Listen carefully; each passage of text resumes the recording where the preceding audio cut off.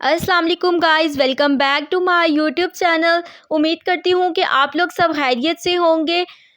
Today I will share the review of ST mom tablet. Video start करने से पहले अगर आप मेरे चैनल पर न्यू हैं तो मेरे चैनल को सब्सक्राइब कर लें और बेल आइकन का बटन प्रेस कर लीजिएगा ताकि मेरी आने वाली तमाम वीडियोज़ के नोटिफिकेशन आपको मिलते रहें। तो चलते हैं अपनी वीडियो की जानिब। एसटी मॉम जो है हमारे पास, जिसका जेनरिक नेम, जिसमें एक्टिव इंग्रेडिएंट जो यूज़ किया गया है वो है मीज़ोप्रोस्टोल। ये हमारे पास डिफरेंट ब्रांड नेम के साथ आती है। लाइक एस्टीमोम का रिव्यू मैं आपके साथ शेयर कर रही हूँ। इसके अलावा ये ब्रिकी टैबलेट के नाम से भी आती है। ये बेसिकली कब यूज़ करते हैं, क्या इसके साइड इफ़ेक्ट्स है, क्या इसको तरीक़ाकार है इस्तेमाल का, each and everything we will discuss in this video. तो इसको यूज़ हम करते हैं गैस्ट्रिक अल्सर्स को ट्रीट करने के लिए। इसके अलावा it can prevent from postpartum haemorrhage. Surgery के बाद जो है ज़्यादा ब्लीडिंग हो रही है तो उसमें भी इसका इस्तेमाल किया जाता है। इसके अलावा अगर किसी वजह से इबॉर्शन करने की ज़रूरत पड़ गई है तो उस केस में भी हम इस टैबलेट का इस्तेमाल करते हैं। अगर प्रेगनेंसी 12 वीक्स या 3 मंथ से कम की है तो तब इसका इस्तेमाल किया जाता है।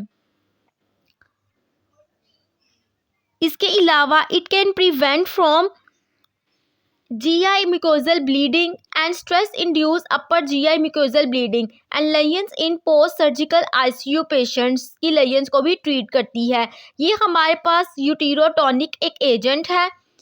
इसको इस्तेमाल कुछ यूँ किया जाता है कि ये ओरली भी ली जाती है, इसके अलावा वजाइना में इंसर्ट भी की जाती है।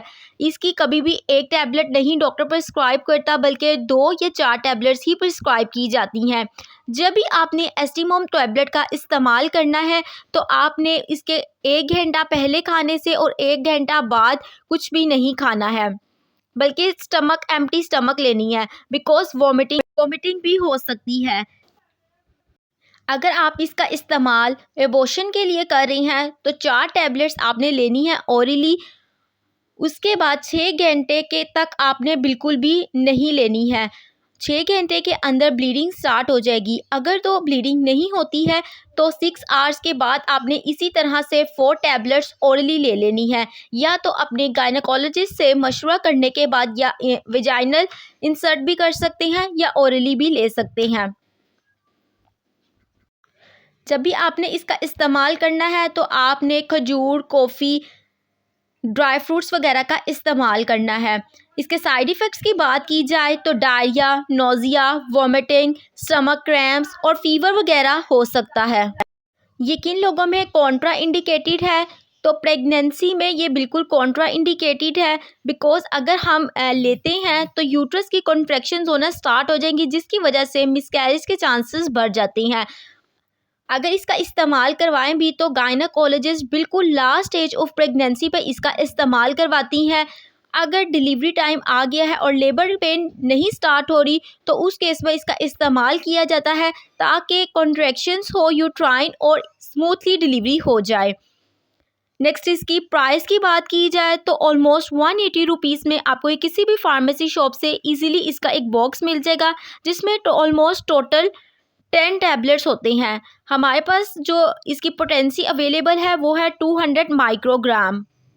उम्मीद करती हूँ कि ये मेरी वीडियो आपके लिए बहुत इन्फॉर्मेटिव रही होगी। If you guys like this video also share with your friends. मिलती हूँ आपसे नेक्स्ट वीडियो में, तब तक के लिए अपना बहुत ख्याल रखिए। अल्लाह हाफिज़।